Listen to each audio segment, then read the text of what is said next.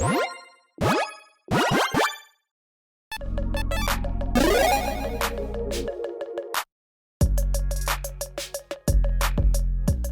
everyone, Mitch coming in from the Commander Core Studio. Welcome to the show. So, I've been playing Commander for quite a long time now, and over the years I've definitely learned a lot of things. You know, what to do, what not to do, maybe some taboos that shouldn't be broken, and also, you know, just kind of taking a look back and looking at my current decks and just realizing, well, some of these decks tend to win more than others do, and why might that be? Or, you know, why do others in my play group maybe win certain games? So, yeah, on this episode, we're going to be talking about how to win more Commander games, just in general, not, you know, an exact formula, but just things that I've noticed over the years. So with all that said, let's jump into it.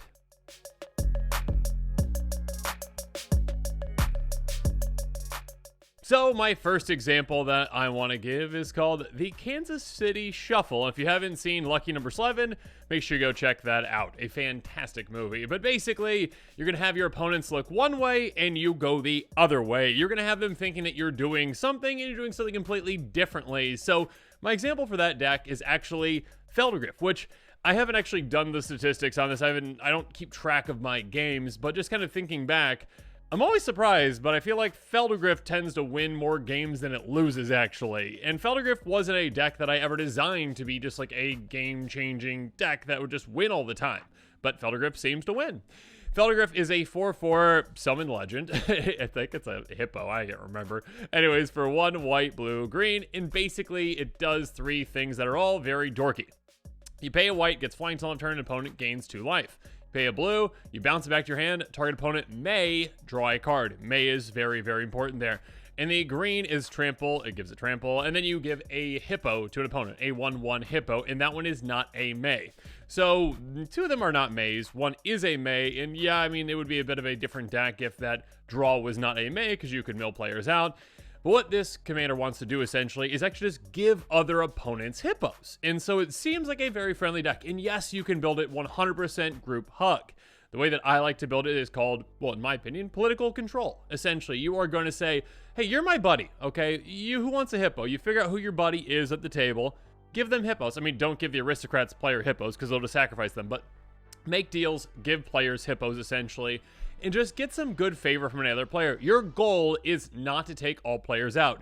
Your goal is to work with another player, have them take other players out essentially, and then take them out at the very end of the game. So again, you're having everyone look one way, you go the other. You're going to present yourself as just group hug, like, hey, I mean group hug, but more like politics, because you're not going to help everyone out. But again, you're going to help players out. Be like, oh, okay, yes, I'll help you out. I'll make a deal with you, sure, whatever. But again, you have one big buddy, and then you betray that buddy by stabbing in the back of the other game because someone's got to win, right? And it's got to be you.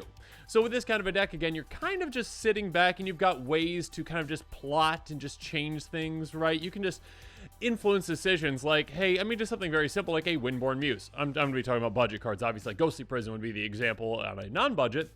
Anyways, 2/3 spirit with flying. Creatures can attack you unless the controller pays 2 for each creature that controls attacking you. Again, the goal is to say, hey, you know what? You all just go do your own thing. I'm just going to sit here just building up, you know, just getting my hippo out, giving people hippos. I'm not doing anything over here. I'm just giving hippos. And, you know, if you actually draw up the cute little hippos like I did, that sometimes helps because then players are like, oh, I like this hippo. Thank you so much. So there you go. Anyways, Windborn Muse, a fantastic example of saying it's an attack deterrent, right? Players having to pay 2 to attack you it's a lot. It's a big tax. And of course, if you give someone hippos, maybe you can make a deal with them, right, to say don't attack me with those hippos. But if you don't, they're probably not going to be willing to attack you with a 1/1 by paying 2 mana. So yeah, it's just another attack deterrent, not just from their own creatures, but even from the hippos that you are giving as well. Next up, Thunderstaff. In a similar way, when it's untapped, a creature deal combat damage to you, prevent 1 of that damage. Again, this says don't attack me with the hippos because it's just not going to mean anything. And again, it's a little attack deterrent for your opponents as well. And it is an incentive because you can also pay 2 and tap and attack creatures, get +1/+0 until end of turn, to say to an opponent, hey, you swing with your creatures at someone else, I will pump your creatures. So there you go. I mean, obviously it's a little risky to do because then, you know, it's not untapped, but if it's the opponent, you know, right before your turn, then it's not risky at all. On top of that, again, when you are giving those hippos to someone, you can have them hit twice as hard. So again, make a deal, say, hey, I'm giving you hippos, attack one of those other players with it, and I will pump the hippos and help you hit harder. Next up, you can take advantage of giving those hippos to someone again by saying, hey, I'm giving you 10 hippos this turn or whatever it is. Okay, swing out with those hippos next turn at someone else. Cool. They do that. Some of those hippos survive. They probably swing with some of the other creatures, and then you can just cast a very simple and awkward and dorky spell like borrowing 100,000 arrows. Draw a card for each tap creature target opponent controls. This is kind of when you maybe start to seem problematic for the other opponents, where you're like, oh, that player just drew 10 cards. So there you go. This and cards like Keep Watch that draw based on the number of attacking creatures, very good as well. Now, also, a way to be kind of like an attack deterrent and also a way to really throw a wrench in opponent's plans is a card like Lucius Gambit. Instant for 2 blue, cast spell during declare blocker step on opponent's turn. Move all attacking creatures from the combat phase, untap them after this phase. There's a combat phase. Each of those creatures attacks that combat fable. They can't attack your planeswalkers. You control that combat. So basically, hey, you swung at me. Now here's the price. You need to take those creatures and swing elsewhere. They cannot come at me. So basically a way to say, you know what? Opponents, I've got tricks up my sleeve, and you, even if you're not my buddy, should not be coming at me, because if you come at me, bad things will happen, and you can just have opponents basically take each other out with things like this.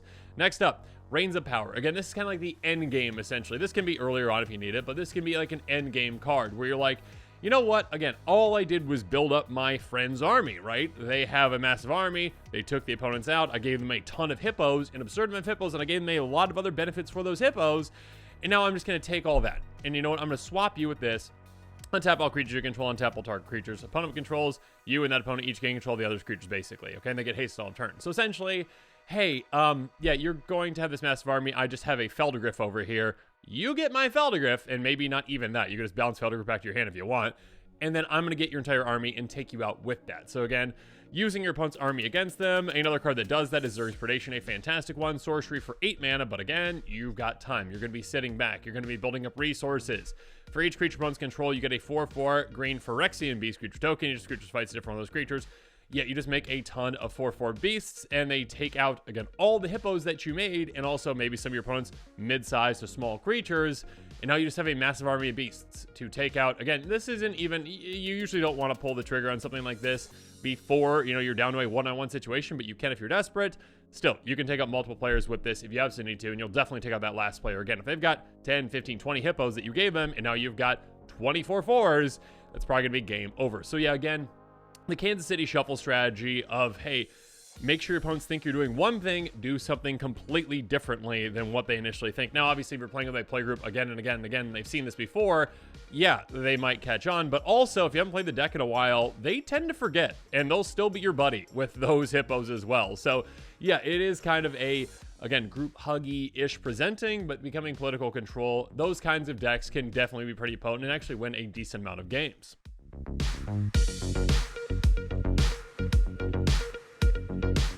Moving on to another one of my decks that actually surprisingly wins a decent amount more than I thought it would. Mr. Orfeo the Boulder, a 2/4 Rhino Warrior for 1 black, red, green.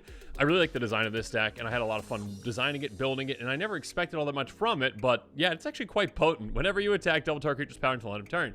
So basically, the goal is this: get out big creatures and then fling them at opponents, essentially. So I like to call the deck Hotline Fling, off of the song from Drake, Hotline Bling, which had a terrible music video. Anyways, next up, Serulf Realm Eater. So when you're going to be doing these kinds of decks, you want either creatures that are low to the ground, easy to get out, and can build up over time, or ones that are just inherently large. Serulf is a great example of one that just costs 3 mana, it has some utility, and can get absolutely massive in no time. A 3/3 wolf that costs 1 black and a green.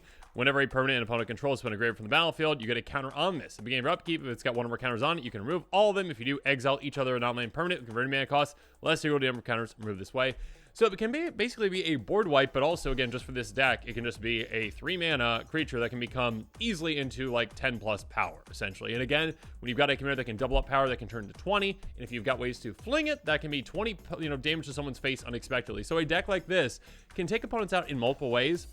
It might also seem like the most threatening deck on the field, essentially. It does take a little bit to build up sometimes. And also, if these don't have trample, your opponent's like, oh, what's going on? No big deal there. If they don't realize that you're just going to be flinging things at their face, they might not see a way that you can actually get that damage through if they've got some defenses up. So yeah, again, a creature like this that can build, has utility, can be fantastic for this. Next up, one that doesn't need any building is Primeval Protector. It's a 10/10 avatar for 11 mana, but you're never going to spend that. It's basically a Blasphemous Act in green because it's going to cost once to cast for each creature opponents control, and that typically can just be a single mana that you're paying. So essentially you have a 10/10 for just 1 mana that again can very easily double its power to 20 thanks to your commander. On top of that, when it enters the battlefield, you get to count each other creature control, so it builds the power of all your other creatures as well, which is lovely. But yeah, just having a 10/10 that turns into 20 power, this can get out of control quite quickly. So again, you're building up quickly, and also you're just burning your opponents out in no time. Again, thanks to a card like, Gravitic Punch. Gravitic Punch is an incredible card for this kind of a deck. Source for 4 mana. Target creature control deals damage equal to its power to target player. Jump start, so you can cast it again from your graveyard. So again, your opponent might think that they are safe. Again, you're building up and you're blowing them out essentially. They think that they're safe. They can be at 40 life. And all you have is, your commander on the battlefield, this 10/10, and all of a sudden, you swing with a 10/10. Cool, oh, they chump block, oh, they 1/1.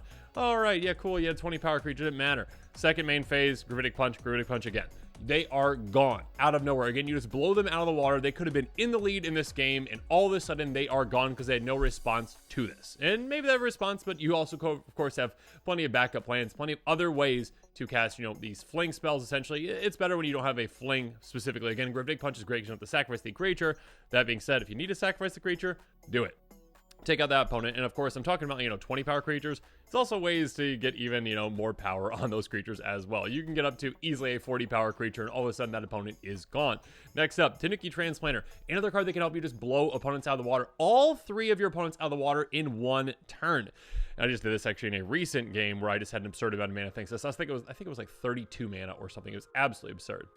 Whenever it or equipped creature attacks, you add an amount of green equal to its power until end of turn. You don't lose mana steps to phase's end. So basically, again, you suit up that creature. It doesn't matter if you get through an opponent or not. It'd be nice if you do. And actually, if you have got like Rogue's Passage, cool. You got free mana to actually activate that and get your creature through to take that opponent out. But yeah, swing at that giant creature again, double up its power, get an absurd amount of mana, and then second main phase, be like, okay, cool. I can get other big creatures in play if I need to. Maybe other doubling effects to, double my creature's power. And then all of a sudden, yeah, fling effect. Well, I mean, not fling necessarily, but cards that like Gravitic Punch can deal damage equal to power, then maybe a fling effect to finish. Again, you can finish off all 3 opponents at once with the right resources. Next up, speaking of which, Stalking Vengeance. A little bit of a prep ahead of time can help as well. Stalking Vengeance is a fantastic card. 5/5 Avatar with haste. Whenever another creature you control dies, it deals damage equal to its power to target player or planeswalker. Yeah, this is another way to say, you know what? Even if my creature's dealt with, I'm still going to be punishing you. It's basically like a post-mortem fling to your opponent's faces, and also takes advantage of your own fling. So again, if you have that, say, 40 power creature, you fling it at one player, you also get a secondary fling at another player, essentially, thanks to this. And of course, there's other cards out there that can help as well, just deal damage when it's attacking to an opponent's face, essentially. So yeah, a great way to deal with that. I mean, also, Wolfgarb, Icewind Dale got this out last time, too. 4/4 Human Barbarian melee. If a creature you control attack can cause a trigger to build a permanent you control to trigger, it triggers additional time. Yeah, this one essentially says, okay, Mr. Orpheo's trigger is going to happen twice. So again, you can go from 10 power to 20, which goes then to 40, which then is a one-shot KO on most opponents, again, with any of those fling effects. So again, you build up and you blow your opponents out of nowhere. And again, you can blow them all out right away. So again, they might think they're safe. They may be like, okay, yeah, it doesn't have any trample or whatnot, and I can just chump block for days with all my, 1/1 tokens or whatnot. And then all of a sudden they're like, oh, never mind, I'm gone. And also having a reserve of cards that can help you out, like, a Disciple of Bolas can really help as well. And just battlefield sacrifice creature, gain X life, draw X cards, X that creature's power. Again, gaining 40 life is pretty crazy. Just being able to say, okay, yeah, I at least have a life total pad, so it's going to take my opponents longer to get to me. More importantly, though, I just dug through my deck 40 cards. And again, in that Tanuki Transplanter kind of a turn, you can even just rebuild on that turn and just win again on that turn. So yeah, drawing 40 cards is not at all something that typically happens in Commander games, but with this deck, it definitely can. So again, kind of having like backup plans as well on top of that can definitely help. And again, being able to have that strategy that can get aggressive early, but also might not be the most aggressive deck out there and can win in different avenues. Yeah, being able to do that can definitely take your opponents out of nowhere and can definitely win more games than you think it's going to.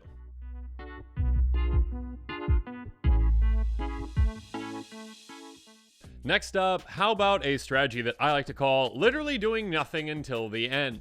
Because this deck literally does nothing until the end of the game, and then you blow opponents out and win. So again, kind of like Mr. Orpheo, but on the far end of that, where you are literally just Well, ramping, essentially. My Joda Archmage Eternal Villainous Wealth deck is just that. A 4/3 flyer, human wizard, that does cost Jeskai color, essentially 1 in Jeskai, but you may pay Wooburg rather than pay the mana cost for spells you cast. Now, there's a lot of different variations of a Joda build, but essentially, opponents are probably going to be expecting you to cast giant big spells, right? Essentially, that's what they're going to be expecting, so they might be pretty aggressive against you to start. And actually, if you find that that's the case, I haven't found that for my own, you can obviously swap this commander out with another 5-color commander. That being said, this does help with certain aspects of the deck, but it's not the key piece of the deck. And actually, if your opponents have dealt with Joda, sometimes they think that you're not a threat at all, because again, you're going to have nothing else on the field, because all you're going to be doing essentially is playing like mana ramp, like Colony Heart Expedition. You get that out and you're like, okay, even if I don't quickly get lands in play, that doesn't matter really. Whenever a land is about under your control, you may get a quest counter on it, remove 3 quest counters from it, search for 2 lands, get them into play tapped. So basically, just having a lot of ramp in this deck is key. I think at one point, I have to look back, but I think it's like 20 plus ramp spells essentially. And so being able to just ramp even slowly over time, that's all you're doing. You're just sitting there and you're just ramping, and your opponents, you can just, I mean, you can play it up like, oh, I'm not getting anything essentially, and your opponents might see that you have like 10 lands at a certain point after you play like a Verdant Mastery. Yeah. Cool, you have 10 lands, but you're not doing anything. And like Joda's been dealt with already. And just you're sitting there, your opponents might even feel bad for you. And like, I've had opponents apologize to me for attacking me when I have the most lands in play. I don't have anything else. I got nothing else on the board. So it looks like I'm not doing anything. I'm just spinning my wheels, right? But opponents apologize when they're attacking you because they might not see what's all being built up. The other players look scarier because they've got things on the board. You just have lands, but lands are absurd. Verdant Mastery, again, this one actually is basically a Verdant Growth. Explosive Vegetation. There we go. We got there. So basically, this kind of plus, you basically go get, what, 4 lands, essentially? Yeah, you get 4 lands, you reveal them. An opponent gets one of them. If you only spent 4 mana to cast a spell, you spent 6. You get all 4 to go into play tapped, essentially, with 2 would go in your hand. So essentially, you can also kind of make a buddy with this as well. You can say, like, hey, don't attack me next turn. I'll give you one of my lands, okay? Also, Clear an Ultimatum. Sure, you can play some big spells, but they're not going to be scary. In fact, they can be, like, absolutely absurd, like this one that sees no point in commander, because it's just ridiculous. Choose 5 permanents you control. For each of those permanents, you may search your library for a card with the same name as that permanent. Those cards on play tap, then show off your library. Yeah, this one essentially is like, yeah, it's useless in Commander because it's a singleton format, except for, hey, your basic lands. And again, this kind of a deck, and a lot of my decks run a absurd amount of basic lands. This is just ramp 5, so there you go. Then also, threefold Signal. You can play this kind of a card, and players are like, what are they doing? It's just a card that might seem like it does absolutely nothing, like it's terrible, and that you're like, okay, cool, you can, I guess, copy your Cleared Ultimatum. Enters battlefield, scry 3. Each spell you cast is exactly 3 colors, says replicate 3. Yeah, this obviously helps very much with Villainous Wealth. Being able to just copy Villainous Wealth for 3 mana is absurd once you get it set up properly. And again, all you're doing is just these little build-up things. So again, you might have like one thing on the board, but it's this, which is not threatening, and then your opponents are like, what are they doing? They're just sitting there with lands, and they're just, maybe again, they might think that you're just like, you're whiffing. You don't have any of those big giant spells that you'd be cheating out with Joda, and they feel bad for that, and they're not going to attack you. Then they'll attack someone else who's got more threatening things on the board. But then, of course, before, once you're ready to set up that turn, you cast something like Invert right before your turn. Again, instant speed. Search your library for an instant and or sorcery card, reveal it, put in your hand, then shuffle. And you set yourself up right before your turn to do the big play. The only thing that you care about, again, you don't do anything threatening really at all during the game. All you're doing is just building up, and then you're looking to just win on essentially, well, one turn, because then you're going to be going and getting Villainous Wealth as your sorcery. We'll talk about the instant here in a second. But sorcery for X, black, green, blue, one of my favorite cards in Magic. Target opponent exiles the top X cards of their library. You may cast any number of spells of mana value X less from them by paying their mana cost. Basically, you want to put a lot of mana into that X. With my build, though, I also want to copy this card as many times as I can. Whatever makes most sense for, the amount of copies for it, and also the amount of mana that I'm putting into that X. Again, all I'm doing is building up resources, spending 20 mana essentially into this and some other things as well, just to make sure that I can get the highest X values, essentially. So I think my the most recent one that I did that is memorable, I think I put 9 mana into X and I had it copied 6 times. So that is basically what? 54 cards off the top of opponents' libraries. Now I split that up depending on who I thought had the best things to get off the top. But and you might want to split up as well, just in case you take one player out before the others. But still, yeah, being able to just get an absurd amount of free value off the top of opponents' libraries, absolutely absurd. It's a lot of fun to do. It's a very long thing to actually resolve, but it's a lot of fun to do. So again, like that replicate with threefold signal, that obviously comes into play. And obviously with invert, you could also go grab, you know, an instant like repeated reverberation. Whenever you cast your next instant spell or sorcery spell, copy that spell ability twice. So essentially, yeah, again, cast this first, then cast your, you know, Villainous Wealth, essentially. So being able to just double and triple it up. And then also other ways to double and triple it up as well. So again, this deck is literally just, hey, ramp, and then also have ways to get Villainous Wealth and ways to copy Villainous Wealth. So that's all you need to do. You're not looking threatening the entire time until it's too late for your opponents, because you just got, again, like 54 free cards off the top of their libraries, and there's nothing they can do about that at a certain point. I mean, there's plenty of times where you just happen to get weird synergies out of each of your opponent's decks, and you just win right then and there. So your opponents are just gone. So yeah, it's quite the fun deck. And again, it's just kind of a different strategy where, yeah, you're kind of, I mean, you're not really even turtling up. Like, and you can go pretty big into just a good amount of control with that kind of deck as well. You could run a good amount of wraths in that deck because you don't really care about the board at all. Depends on the playgroup, obviously, but yeah, running like 15 Wraths in a deck might go against Commander Taboos. It might go against, is a Commander Taboo in some ways. Some playgroups don't like that much. So yeah, find that little balance, but yeah, again, kind of just a sitting back strategy where your opponents might think you're going to be threatening, and then you're not at all, and then they feel bad for attacking you. Yeah, they're going to be in a world of hurt when you actually pull off the plan that you had intended the entire time.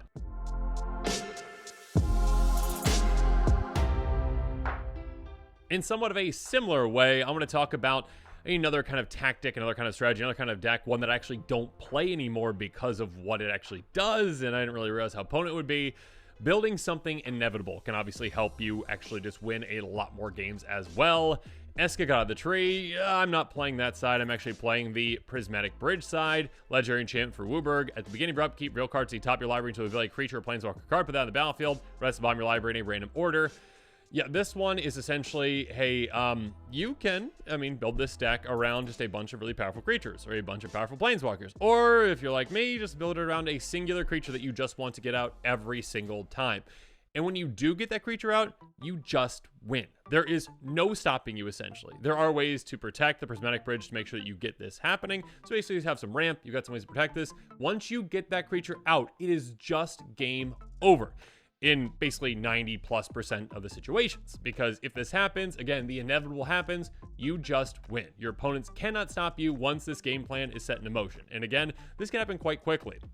So once you get the card out that I built the entire deck around, Ink Trader Nephilim. That's right, this is a legal Ink Trader Nephilim deck that I built, and not that I regret building it because it was a lot of fun building it, and actually bought it and I played it.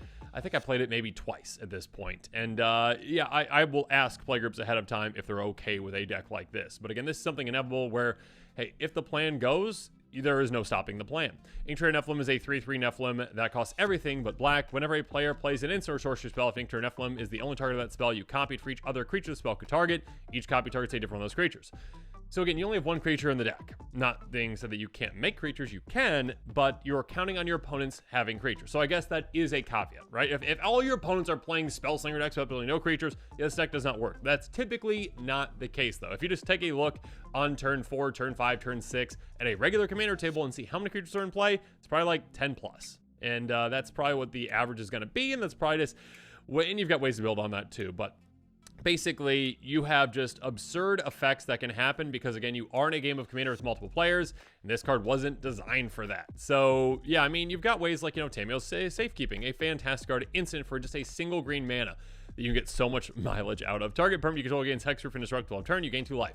So this one, again, will protect all of your permanents, essentially, or all of your creatures once you get things set up properly with Ink Trader Nephilim, because you just target Ink Trader, and if it targets all of your creatures, then you gain a good amount of life too, which is nice.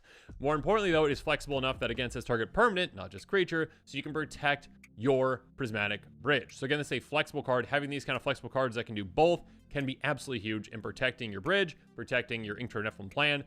But again, you might not even need to protect Ink Trader Nephilim once it gets in play, because you're probably just going to win from there, because you can cast something like, again, Expedite, instant speed, for a single red mana, target creature gains haste until end turn, draw a card for just a single red mana, and all of a sudden, again, if there's 10 creatures in play, you cast this target Ink Trader Nephilim, you just drew 10 cards for 1 mana. which is absurd. Ancestral Recall, eat your heart out, because this is just an absurd effect that, again, you typically couldn't do that in just regular games, but now in Commander, yeah, players are likely to have a decent amount of creatures on the board. You might even have more than 10 that you're drawing for a single mana. And then things get more ridiculous from there, because you can also cast a card like Startle, which also has a draw on it. Target creature gets -2/-0 until end of turn, create a 2/2 black zombie creature with Decayed, draw a card. Now you just doubled up the number of creatures on the board, right? Again, there's 10 creatures on the board. You're targeting every single one of them, essentially. You're just making 10 2/2 black zombies with Decayed. Great. And then you also get to draw that many cards. It doesn't really matter what kind of creatures they are. You can win through combat with this deck. I mean, I guess you typically do win through combat with this deck, but it just matters at first that you're just actually adding bodies to the board. You just double up the number of bodies on the board, so the next time you cast a spell, it's targeting even more creatures. So again, for 2 mana, you're drawing, again, in this example, 10 cards, and you're also making 10 2/2 zombies. Then also, the cards that really skyrocketed this deck into the stratosphere and just said, like, yeah, no, this game is over right now. Sudden Breakthrough. Cards like this, which don't see any play, but, you know, this is a very good card for this deck. Target creature gets +2/+0 and gains first strike until end of turn. Create a treasure token. So that is absolutely massive. Now, you are targeting everyone's creatures, right? Cool. Every creature gets +2/+0 in first strike. Does not matter. What matters is, again, you get a treasure token for every single creature on the board for 2 mana. So you basically just have these massive ritual effects. Again, with the example of 10 creatures on the board, you just spent 2 mana to get 10 treasures that you can utilize right away for mana. You spent 2 mana to get 10, an absurd ritual effect. Even better, obviously, after getting more creatures on the board. If you just played, you know, that thing that made zombies, essentially, now there's 20 on the board, cool. You just made 20 treasures for 2 mana, and you have all these other spells that can, again, draw into other spells that can make you more treasures, that can draw you more cards. You basically can draw your entire deck, get an absurd amount of treasures out, and do some really crazy things. I mean, Karizev's Expertise is an incredible card in this deck. Source for 3 mana in total. Gain control target creature vehicle until end of turn. Untapped against haste until end of turn. You may cast a card with converted mana cost 2 less from your hand without paying its mana cost. This card is broken in this deck. Basically, this is an insurrection for just 3 mana. Again, target your commander. Cool. All of a sudden, gain control of every creature on the board, untap them, give them haste, and vehicles, I guess, as well. And then also on top of that, hey, however many creatures are on the board, you just get to gain, or you just get to get free value out of your hand. You get to cast that many spells that cost 2 or less out of your hand. And again, the vast majority of your cards cost 2 or less. So yeah, don't mill yourself, but you can just cast, again, spell for spell for spell, and do some really crazy things. Again, make all the treasures in the world, pump your creatures a ton. There's plenty of ways to win from there. I mean, even one of your lands can take your opponents out. Song Mad Treachery is a crazy good card in this deck. It's an MDFC land. Enters battlefield, tap for a red if you want to use it as a land. Otherwise, it's a sorcery, gain control of a creature until end of turn, untap the creature, gains haste until end of turn. Basically, just say threaten for 5 mana. Again, that does not matter. This is basically insurrection, again, in this deck. So, again, a deck that you build that is just inevitable. Again, this is not technically a combo, right? I mean, you could call it a combo, right? But it's like a 5-card, I mean, it's like a 20-card combo, essentially. It's not really a combo at all. But again, it is an inevitable play that you have set up that you can guarantee that you can get. As long as you can protect the Prismatic Bridge, you can guarantee, essentially, your opponents will not be able to stop you. Because again, if you cast, say, that Expedite to draw those 10 cards trying to dig for, essentially, you know, that treasure-creating engine, your opponent tries to counter it, or they try to kill Eternal Nephilim, or whatever they try to do. Then you respond with another card that can draw you 10 for, again, 1 mana. You've got a lot of redundant effects in this deck that make it so that no matter what your opponents do, you will get to that point where they cannot stop you. You've got so many ways to create so many treasures, to draw so many cards, to pump your team, to gain control of all your opponent's creatures, to copy all your opponent's creatures, to do all these absurd things. Your opponents have absolutely no chance once you get going. Again, 90% of the time, you get Eternal Nephilim out, they are done. So yeah, having an inevitable deck like this is definitely a way to start winning more games as well.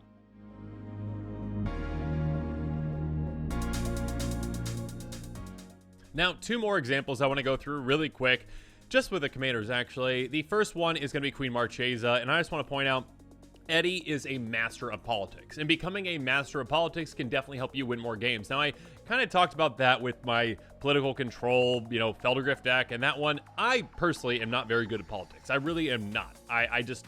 That's not my kind of game. So I'm not good at convincing others to really do exactly what I want them to do. Now, it's a little easier when I can give them gifts. Like, you know, with Feldergriff, that's kind of like, hey, let's just be buddies. I can give gifts like that, essentially. But with an actual just politics deck like Queen Marchesa, where it's not like gift giving necessarily, there's certain cards that might do that. This is more so, hey, I'll deal with this if you deal with that, or just helping each other out in different ways, like Humble Effector. Eddie is amazing at that and convincing you that you actually want to do the thing that he really wants you to do so that he can win, essentially. He's not going to tell you what it is and how he's winning, but yeah, essentially, Eddie is an amazing politics commander player, and Queen Marchesa is a great example of a great commander for politics situations. So again, increasing your politics skills is definitely a way to win more games in Commander. Because, yeah, convincing others to do what you want them to do to help you to your victory. I mean, you're making them think that it's for their help, right? But you're actually benefiting you, can most definitely win you more games. So yeah, politics is definitely something that you can work on if you want to actually start winning more games.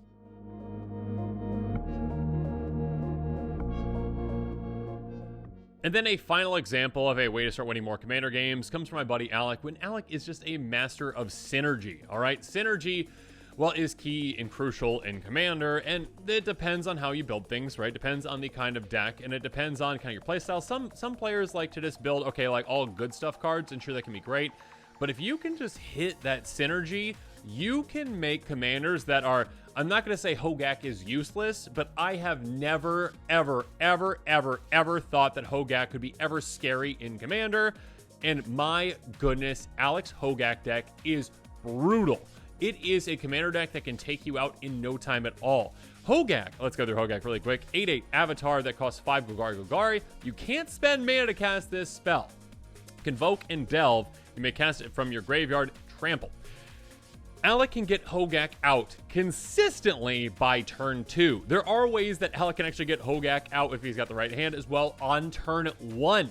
So having a turn 1 8/8 trampling commander out there that Alec also has ways to protect as well, and maybe even turn into a 2-shot KO instead of a 3-shot KO, yeah, you're going to get taken out quickly because Alec built that deck with an absurd amount of synergy, and yeah, Alec test pilots it all the time. Just kind of funny, between the last games we were playing, Alec got taken out at one point, and so just pulled out the Hogak deck and started kind of just like, you know, goldfishing it while we were playing and still discussing things. It's like stuff like that. It's just absolutely incredible. Again, if you want a lesson in synergy, make sure you watch Alec play on some of the close quarters episodes, and you know just what Alec's decks can do.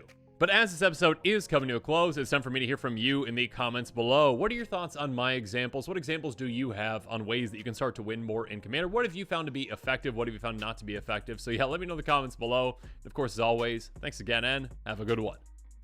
This show and episodes like this one are possible thanks to viewers like you. If you're looking for an easy way to help support this show, make sure that you like, share, and subscribe. Also, hit that bell notification icon so you don't miss any new episodes. You can also go check out our playmats and other merchandise at thecommandersquarters.com. We also have a ton of brand new t-shirt designs in stock, so make sure you check out those as well. Another easy way to support this show is with our TCG Player affiliate links. So whether you're buying a deck or individual cards, you can use this general link right here or one in the description. And the final way that you can support this show is by supporting us directly by becoming a patron. There are many benefits to being a patron, and I truly couldn't do this without all of their support.